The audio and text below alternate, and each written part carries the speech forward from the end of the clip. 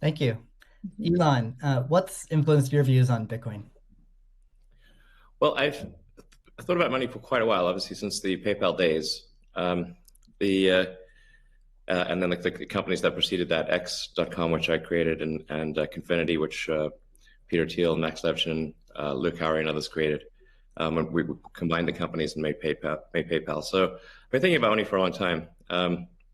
And really, I think it's best to think of money as an information system, primarily an information system for labor allocation.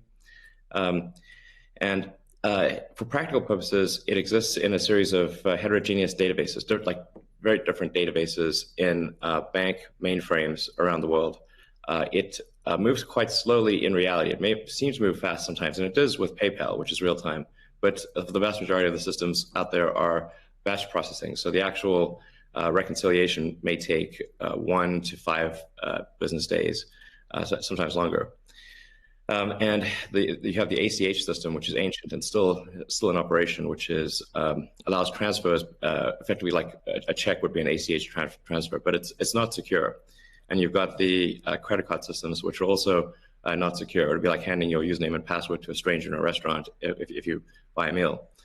So there's definitely an opportunity for something that is better from an information theory standpoint. So and there you can think of it like data on a network, I think, is the way to view it. What has the most throughput? What has the least error? What drops the fewest packets?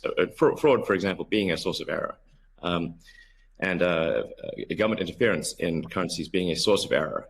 But it's fundamentally an information system. So I think it makes sense to support something that improves the quality of information with which we conduct the economy.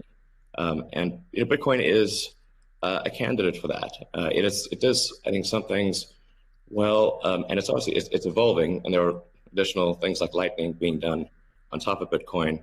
But Bitcoin per se is mostly solving for scarcity, or rather solving for essentially having no throat to choke, decentralized. So there's no one who can be coerced in any way to empty their Bitcoin account. Well, I guess they could technically, but on an individual basis, but the system as a whole cannot.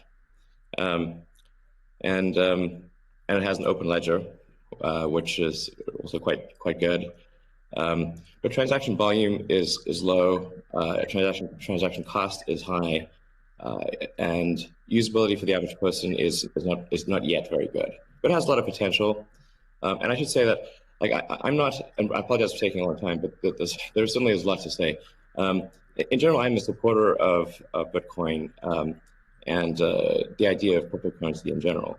But as I've said publicly, we do need to watch out for crypto taking, especially Bitcoin, using proof of work to maybe use energy that's maybe a bit too much and not necessarily good for the environment.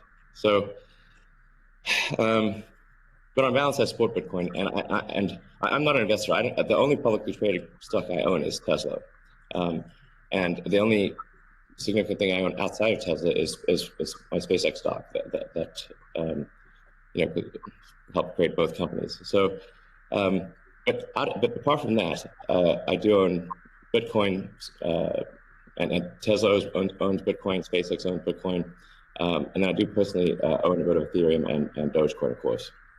So, Okay, great.